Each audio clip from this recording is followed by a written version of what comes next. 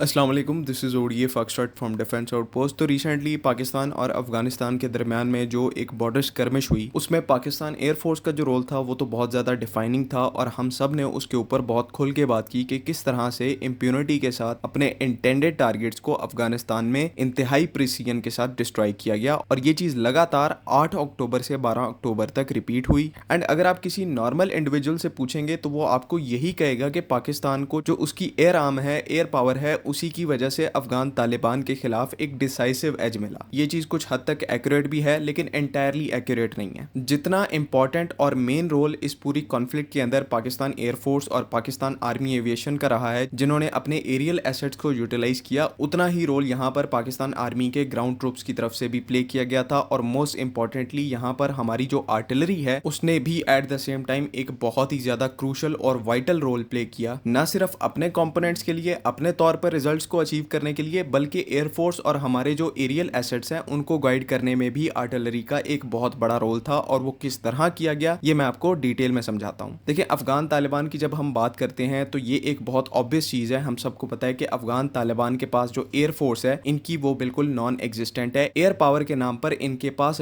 बहुत ही ज्यादा limited capability है, जो कि कुछ हेलीकॉप्टर्स तक महदूद है। एंड ना ही तालिबान इस लिमिटेड कैपेबिलिटी के ऊपर रिलाई कर सकते हैं। तो उनका नेचुरल जो ऑप्शन पीछे बचता है किसी भी हॉस्टिलिटी के अगेंस्ट में रिएक्ट करने का, या इवन यहाँ पर हम पाकिस्तान की एग्जांपल ले लेते हैं तो पाकिस्तान के साथ स्कर्मिश में तालिबान की तरफ से मेनली आर्टिलरी सिस्टम्स और जो मल्टी लॉन्च रॉकेट सिस्टम है BM-21 ग्रैद जैसे, उनको यूटिलाइज किया गया। इनिशियली जब पाकिस्तान की पोस्टों के ऊपर सरप्राइज अटैक लॉन्च किया गया तो अफगान तालिबान की तरफ से इन्हीं सिस्टम्स का भी साथ में इस्तेमाल किया गया, ताकि जो उनके पास थोड़ी बहुत फायर पावर है, जो एक एडवांटेज वो इसको समझते हैं, वो इसको पाकिस्तान के अगेंस्ट में यूटिलाइज कर पाए। लेकिन फिर पाकिस्तान जो है वो क्योंकि एक प्रॉपर कन्वेंशनल आर्मी है, तो ना सिर्फ हमारे पास एक डेडिकेटेड आर्टिलरी कोर है, बल्कि हमारे पास काउंटर बैटरी सिस्टम्स भी मौजूद हैं और सोफिस्टिकेटेड सिस्टम्स मौजूद हैं, जिनको इस पूरी स्कर्मिश के अंदर बहुत ही इफेक्टिव तरीके से पाकिस्तान आर्मी की तरफ से यूटिलाइज किया गया। अब काउंटर बैटरी सिस्टम्स क्या होते हैं? देखें, पाकिस्तान आर्मी की जो आर्टिलरी कोर है उसके पास इस टाइम के ऊपर सिंपल आर्टिलरी पीसेस भी मौजूद हैं जो कि म्यूनिशन डिलीवर करते हैं। उसमें डिफरेंट कैलिबर्स की आर्टिलरी आ जाती है, जिस तरह की 155 mm हॉविट्जर आ जाती है, 120 mm आर्टिलरी आ जाती है। ये आर्टिलरी या फिर जिसे हम तोप खाना कहते हैं उसके मेन कंपोनेंट्स होते हैं। लेकिन इसी आर्टिलरी कोर के अंदर दूसरे सिस्टम्स भी होते हैं जो कि मोर सोफिस्टिकेटेड होते हैं और वक्त के साथ साथ इन्होंने आर्टिलरी कोर के अंदर अपनी जगह बना ली है। उनको काउंटर बैटरी सिस्टम्स कहा जाता है या फिर वेपन लोकेटिंग रेडार्स भी इनका नाम है। पाकिस्तान आर्मी जो है वो बहुत शुरू से वेपन लोकेटिंग रेडार या फिर जो काउंटर बैटरी रेडार्स हैं उनको इस्तेमाल कर रही है। मेनली इनको अक्वायर करने का और अपनी आर्टिलरी कोर के अंदर एक परमानेंट पोजीशन देने का मकसद ये था कि इंडिया की जो आर्टिलरी कैपेबिलिटीज हैं, उनके पास जो आर्टिलरी पीसेस थे पहले टाइम्स में, वो हमसे बहुत ज्यादा थे और बहुत सोफिस्टिकेटेड भी थे। तो इन आर्टिलरी पीसेस का काउंटर जो है वो काउंटर बैटरी रेडार्स होते हैं या फिर जो वेपन लोकेटिंग रेडार होते हैं, उनसे आप सिंपल आर्टिलरी पीसेस के अगेंस्ट में एक बहुत बड़ा एडवांटेज जो है वो रिटेन कर सकते हैं। मेन इस टाइम के ऊपर पाकिस्तान आर्मी की तरफ से जो काउंटर बैटरी रेडार्स इस्तेमाल किए जा रहे हैं वो चाइनीज SLC-2 है, और बाद में पाकिस्तान आर्मी की तरफ से फिर इसका एक अपग्रेडेड वेरिएंट SLC-2E, जिसको आप इस टाइम के ऊपर अपनी स्क्रीन के ऊपर भी देख रहे हैं, इसको भी चाइना से अक्वायर किया गया था और ये एक बड़े नंबर में पाकिस्तान आर्मी की सर्विस में मौजूद है। इनमें से जो SLC-2 है उसको पाकिस्तान की साइड से अपने वेस्टर्न बॉर्डर के ऊपर डिप्लॉय किया गया है और इसी रेडार ने अफगान कॉन्फ्लिक्ट में काफी अच्छे तरीके से और काफी इफेक्टिव तरीके से परफॉर्म किया। तो अब ये काउंटर बैटरी रेडार्स वर्क किस तरह से करते हैं? बेसिकली एक तो इनके नाम से पता चलता है कि वेपन लोकेटिंग रेडार हैं। तो ये जो स्पेसिफिक रेडार्स हैं ये ऐसे रेडार्स हैं जो कि ground based artillery systems, multi launch rocket systems और सरफेस टू सरफेस लॉन्च जो म्यूनिशंस हैं उनको ट्रैक करने की कैपेबिलिटी रखते हैं। मतलब कि अगर कोई आर्टिलरी पीस कोई राउंड फायर करता है, मल्टी लॉन्च रॉकेट सिस्टम्स कोई बैराजेस फायर करते हैं, तो ये उन बैराजेस को, उन म्यूनिशंस को ट्रैक करने की और डिटेक्ट करने की कैपेबिलिटी रखते हैं। कोई भी वेपन लोकेटिंग रेडार इनको ट्रैक कर लेता है तो उस म्यूनिशन का सोर्स, जहां से वो वेपन, जहां से वो राउंड फायर हुआ है, उस लोकेशन को ट्रायंगुलेट करना, उसकी कैपेबिलिटी भी इन रेडार्स के अंदर मौजूद है। तो एसेंशियली ये सिस्टम काम क्या करता है कि एनिमी की आर्टिलरी पोजीशंस, उनके मल्टी लॉन्च रॉकेट सिस्टम्स की पोजीशन एंड जो सरफेस टू सरफेस म्यूनिशन है या और भी फिर जो इंपॉर्टेंट इंस्टॉलेशंस है जहां से हम पर वेपन फायर हो रहा है, तो वो उस फायर की लोकेशन को, उस सोर्स को आइडेंटिफाई करने में हेल्प आउट करते हैं ताकि उसे न्यूट्रलाइज किया जा सके। अब सेम केस पाकिस्तान आर्मी की तरफ से अफगानिस्तान के साथ किया गया है कि जिस जिस लोकेशन से अफगानिस्तान की तरफ से अपने आर्टिलरी यूनिट्स, अपने टैंक्स, अपने जो मल्टी लॉन्च रॉकेट सिस्टम्स हैं उनका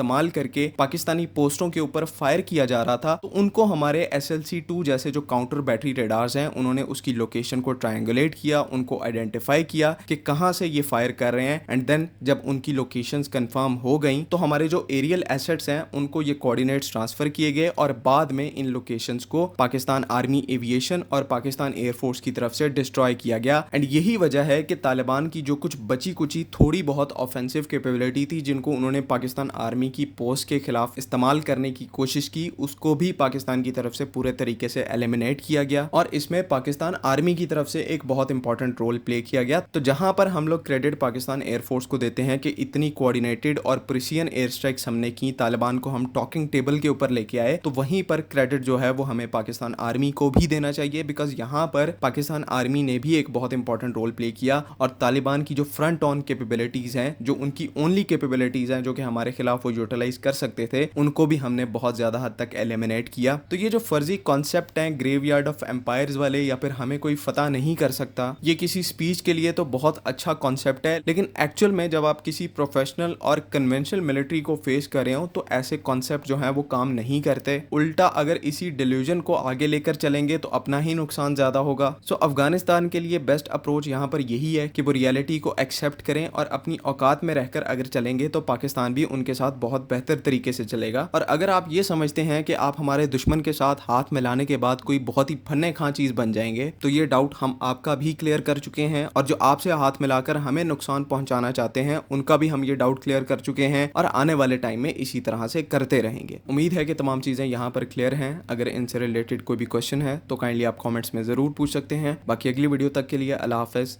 पाकिस्तान जिंदाबाद।